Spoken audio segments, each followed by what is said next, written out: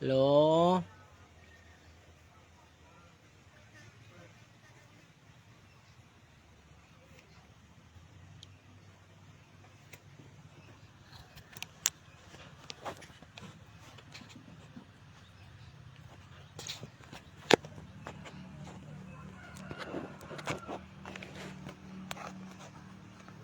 Menunggumu, Mas.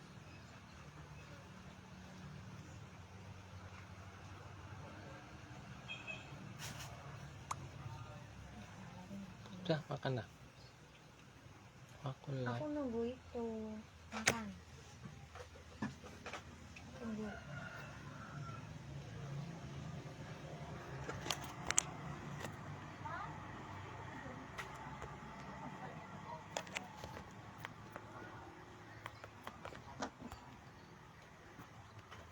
Shalom saudara.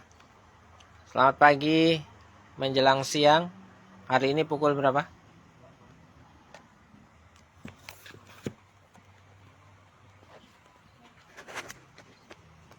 Oke. Saudara, bincang-bincang saat ini adalah tentang bagaimana seseorang merespon apa yang terjadi dalam kehidupannya. Banyak orang berkeluh kesah. Banyak orang merasa bahwa hidupnya susah. Banyak orang merasa bahwa ia menderita. Ada banyak orang berpikir bahwa banyak orang lain itu mencibir hidupnya. Banyak orang lain itu mengolok-olok hidupnya. Dan bahkan dia menjadi buah bibir orang lain. Perasaannya selalu sensitif. Ya. Perasaannya gampang baperan. Nah, saudaraku yang dikasih Tuhan, hidup itu tidak selalu mudah. Hidup tidak selalu gampang. Ada banyak orang sudah berusaha bekerja keras, tapi yang menjadi kenyataan dalam hidupnya, hasilnya tidaklah seberapa. Dan itu menjadi kenyataan bahwa setiap orang mengalami setiap musim dalam kehidupannya. Oleh sebab itu, saat ini saya ingin mengajak saudara untuk merenungkan bagaimana kita sadar bahwa Tuhan itu peduli dalam kehidupan kita. Bagaimana kita tahu dan sadar bahwa Tuhan memelihara kehidupan kita. Ya, pemeliharaan Tuhan itu harusnya cukup. Pemeliharaan Tuhan itu tidak terbatas oleh ruang dan waktu. Ya, pemeliharaan Tuhan itu harusnya kita sadari bahwa Tuhan itu sungguh sangat baik. Ia sangat peduli dalam kehidupan kita. Bahkan Tuhan itu sebenarnya sangat sayang sama hidup kita. Tapi banyak orang tidak menyadari bahwa Tuhan itu sangat sayang dalam kehidupannya. Dia banyak mengeluh, tidak bisa bersyukur dengan apa yang dia miliki, dengan apa yang ia punya, dengan gaji yang ada. Yang ia keluhkan bagaimana ia menuruti segala keinginannya sehingga segala sesuatu yang ia terima tidak bisa disyukuri. Ya,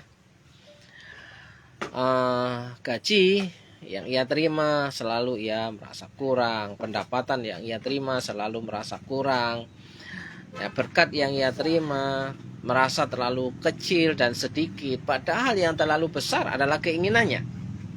Oleh sebab itu kita hari ini harus sadar bahwa pemeliharaan Tuhan itu cukup, ya, sesuai dengan kapasitas, sesuai dengan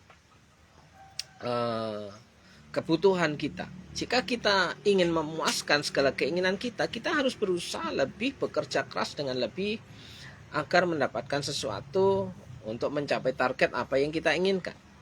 Oleh sebab itu, saudara, pemeliharaan Tuhan itu kita berkaca kepada kehidupan umat Israel pada waktu di padang gurun selama 40 tahun, saudaraku. Ya, kita bercermin dari kehidupan orang Israel pada waktu keluar dari tanah Mesir menuju tanah Kanaan. Nah, dengan durasi 40 tahun ada di padang gurun yang berkelok-kelok dengan segala kesusahannya. Nah, oleh sebab itu saudaraku yang dikasih Tuhan, selama 40 tahun di padang gurun bangsa Israel itu dipelihara oleh Tuhan. Tapi mengapa bangsa Israel itu masih suka bersungut-sungut? Karena keinginannya ya dengan apa yang diberikan Tuhan itu tidak sinkron, tidak cocok, tidak sesuai. Ya, mereka tidak bekerja, mereka tidak melakukan apa-apa, tapi mereka tetap bisa makan tanpa harus bekerja. Itu yang namanya kasih karunia, grace. Menerima sesuatu tanpa harus melakukan pekerjaan. Saudaraku yang selama 40 tahun itu yang tidak disadari oleh orang Israel. Mereka suka bersungut-sungut. Ya, dalam catatan Nehemia pasal 9 ayat 21, saudaraku yang dikasih Tuhan, 40 tahun lamanya engkau memberikan mereka makan di padang gurun. Mereka tidak berkekurangan, pakaian mereka tidak rusak, dan kaki mereka tidak bengkak. Ya kan? Bisa bayangkan 40 tahun perjalanan dengan jalan kaki. Ya. Pakaian mereka tidak rusak, kaki mereka tidak bengkak, mereka tidak berkekurangan dan hal makan. Ya, tetap dipelihara. Ya. Nah, saudaraku yang dikasih Tuhan, coba bayangkan kalau kita jalan pagi, ya, olahraga, berapa jam kita melakukan perjalanan, tapi terasa kaki kita pegal-pegal, bengkak-bengkak kadang-kadang. Karena apa? Ya olahraganya sebulan sekali, bukan tiap hari, saudaraku. Ya. Nah, orang Israel perjalanan dari Mesir ke negeri yang dijanjikan Tuhan itu 40 tahun dikatakan kaki mereka tidak bengkak, ya. Bahkan tidak dicatat bahwa mereka mengalami sakit, ya. Kecuali mereka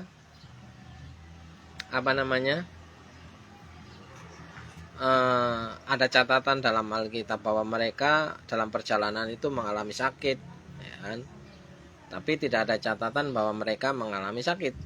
Nah, saudaraku yang dikasih Tuhan, bukankah Tuhan memelihara umatnya ketika ia memberikan satu perintah, bahwa perintahnya itu tidak berat, asal mereka mau taat saja, maka kebutuhannya akan dicukupi oleh Tuhan.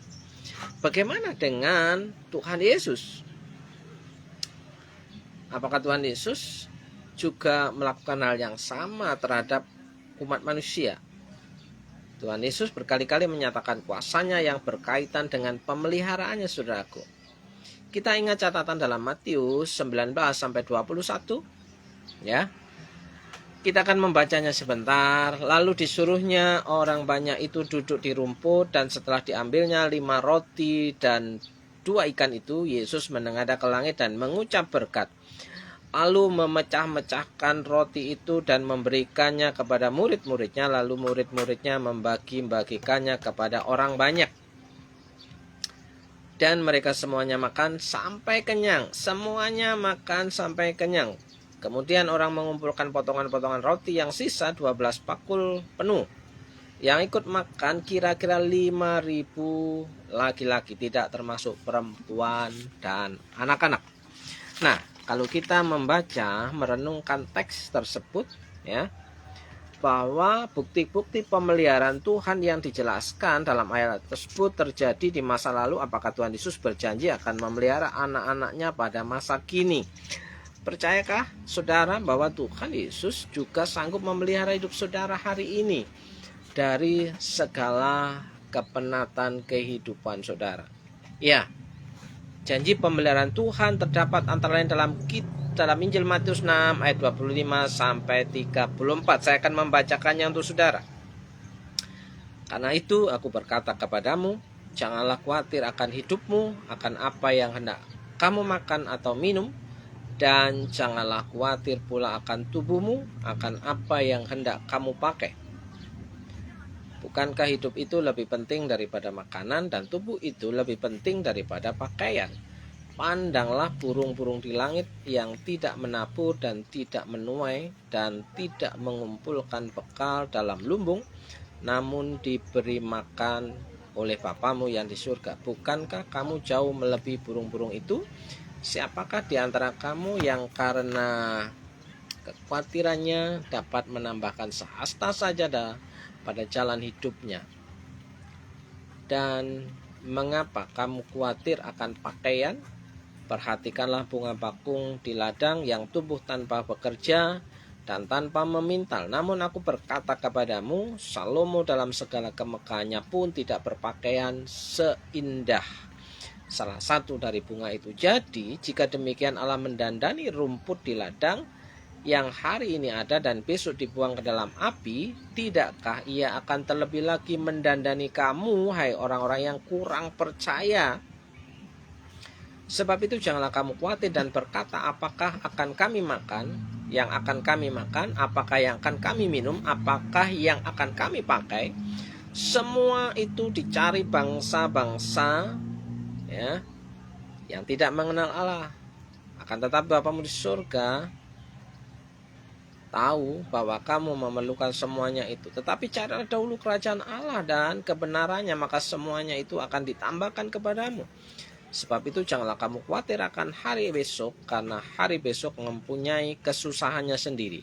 Kesusahan sehari cukuplah untuk sehari. Artinya setiap hari kita diperintahkan untuk mengandalkan Tuhan, berharap kepada Tuhan. Janji pemeliharaan Tuhan tersebut dimulai dengan penjelasan agar kita tidak perlu khawatir akan kuasa dan kemampuan Tuhan dalam memelihara kehidupan kita. Nah, saudaraku yang dikasih Tuhan, apakah saudara hari ini percaya bahwa Tuhan sanggup menolong hidupmu, memelihara hidupmu? Jika itu terjadi, katakan amin. Shalom saudaraku. Selamat siang, menjelang makan siang. Kiranya Tuhan memberkati hidup saudara. Saya percaya Tuhan sangat mengasihi hidup Anda. Shalom.